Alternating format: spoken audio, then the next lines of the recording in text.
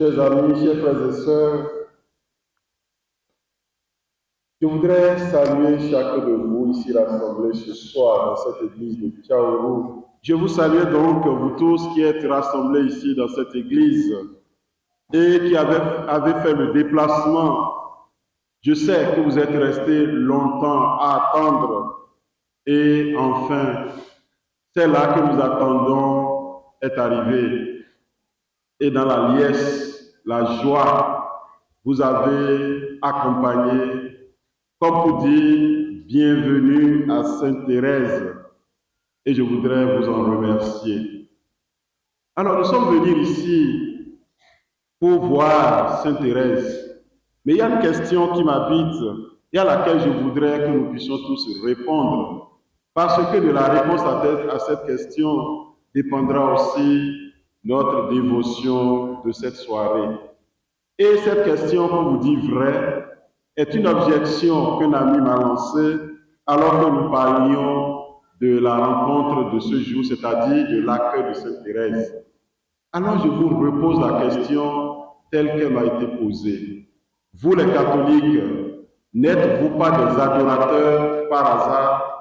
Répondez-moi. Est-ce que vous qui êtes là aujourd'hui, vous adorez n'importe quoi, n'importe comment dans l'église catholique? À tout le monde n'a pas répondu. Je voudrais savoir, est-ce que vous, catholiques, dans votre dignité de fils et filles de Dieu, vous accepteriez que quelqu'un vous traite d'adorateur à la manière des païens? Non.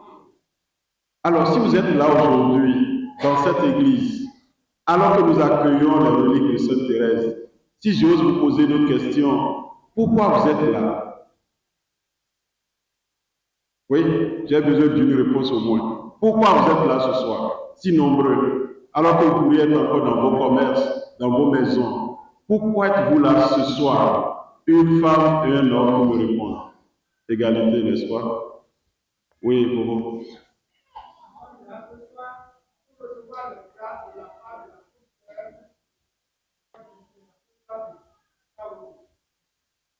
Voilà, vous êtes là ce soir pour recevoir les grâces de la part de Sainte Thérèse. Je vais écouter maintenant les femmes. Elles sont plus nombreuses, j'imagine. Ah, il n'y a pas de femmes pour me répondre. Et pourtant, vous êtes les plus nombreuses. Vous n'avez pas compris ce que j'ai dit, peut-être. Il n'y a pas de femmes qui parlent bien français pour me répondre. Pourquoi êtes-vous là ce soir, nos chères mamans, sœurs? Pourquoi êtes-vous là? Ah, vous ne savez pas? Ah, si vous ne savez pas, c'est bon. C'est ça que je m'en vais maintenant vous expliquer. Alors, si j'ai posé la question, c'est aussi pour nous permettre de bien comprendre pourquoi nous sommes là. Vous voyez, j'ai dit tout à l'heure qu'il y a un ami qui m'a dit, vous les catholiques là, vous exagérez. Vous êtes là tout le temps à adorer, adorer, adorer. Or, c'est Dieu seul qu'on doit adorer. Et j'ai répondu à cet ami, oui, tu as raison. Dieu seul fait objet de notre adoration parce qu'il est le seul qui a fait tout bon et c'est lui que nous devons adorer.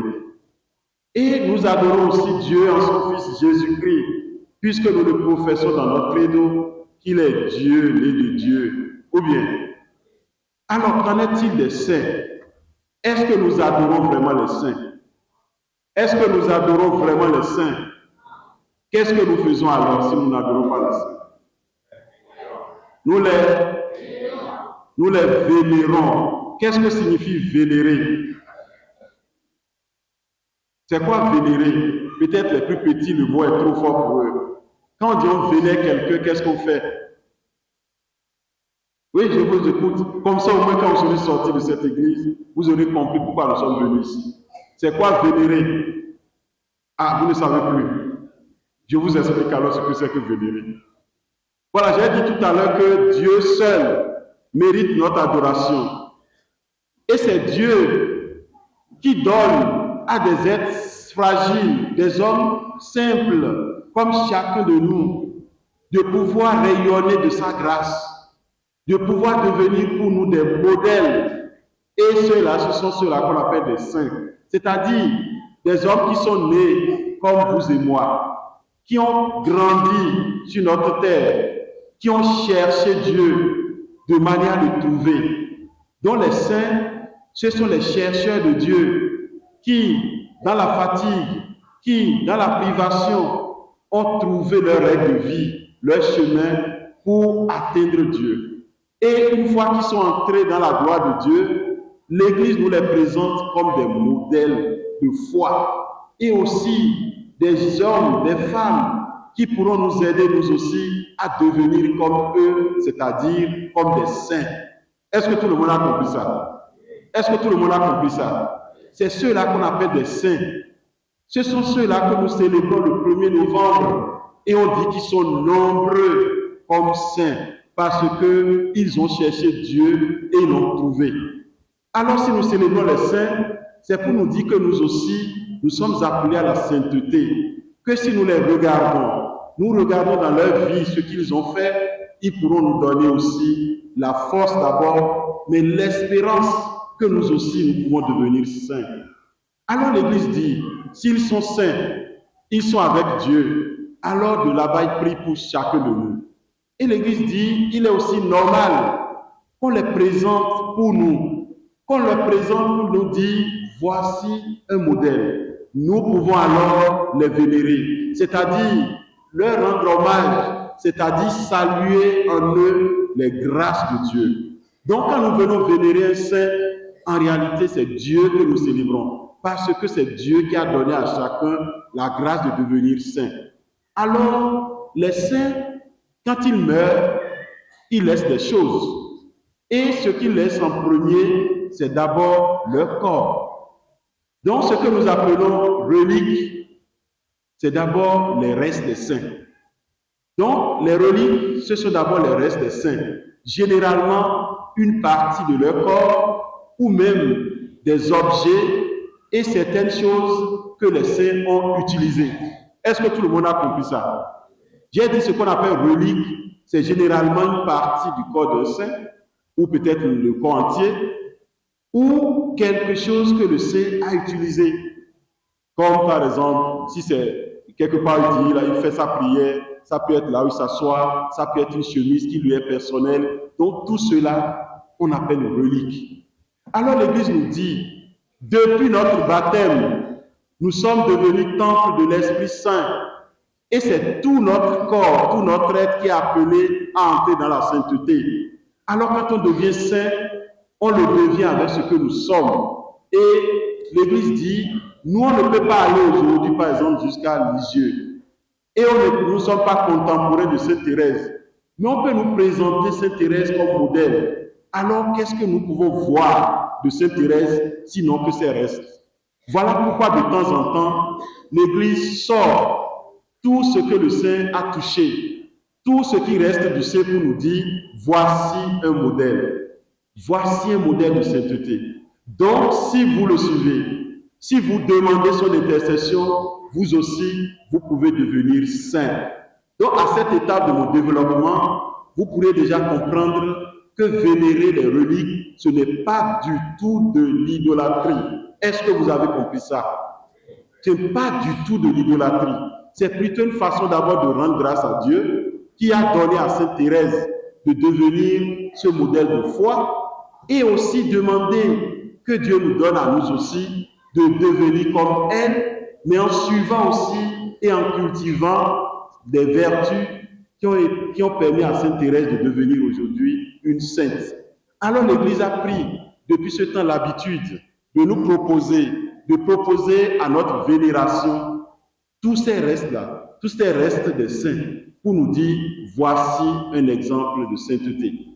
Et saint Thomas d'Aquin aimait dire que lorsque nous affectionnons quelqu'un, et lorsque la personne quitte ce monde, tout ce que la personne a laissé devient pour nous aussi objet de considération et de vénération. Même dans notre culture, nous voyons quand quelqu'un meurt, on conserve tout ce que la personne a utilisé. Et on dit, attention, ça c'était grand-papa qui l'utilisait. On ne doit pas faire de n'importe quoi avec. C'est à peu près ça. Sainte Thérèse est partie, mais Sainte Thérèse est là parce que Sainte Thérèse reste.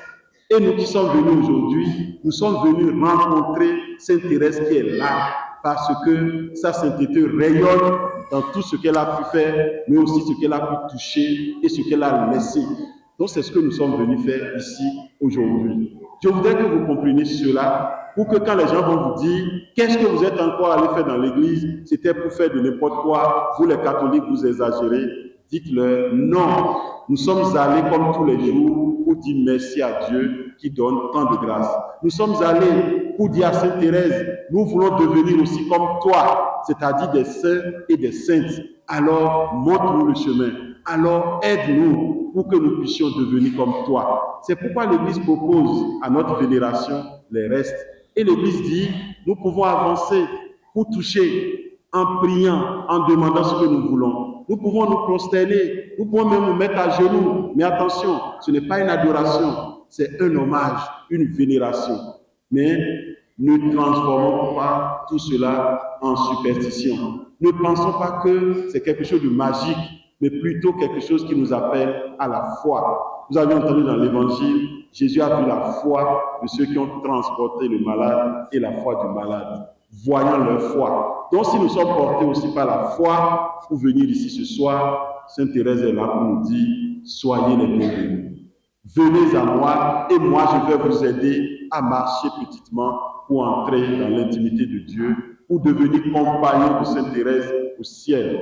Voilà pourquoi nous sommes là. Alors, je vais devoir m'en arrêter là pour vous exhorter, vous qui allez continuer la vénération tout au long de cette soirée, à comprendre que la petite Thérèse s'est voulue amie de chacun de vous.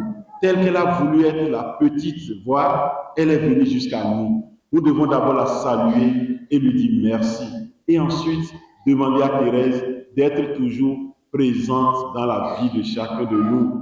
Comme cela, nous aussi, nous pourrons avoir la claire vision de ce que nous devons faire, mais aussi les grâces de l'accomplir tous les jours de notre vie. Alors, vous qui avez la chance de porter le nom de Thérèse dans cette paroisse, vous devez adopter Thérèse chez vous, dans vos maisons, partout, pour que Thérèse vous aide à devenir véritablement des chrétiens et des chrétiennes bien engagés. Alors que cette Thérèse nous aide, elle est là encore, profitez-en pour parler à Thérèse, pour vous faire proche d'elle et devenir ses amis. Et elle intercédera pour chacun de vous, pour que nous soyons aussi des amis de Dieu pour sa plus grande gloire. Amen.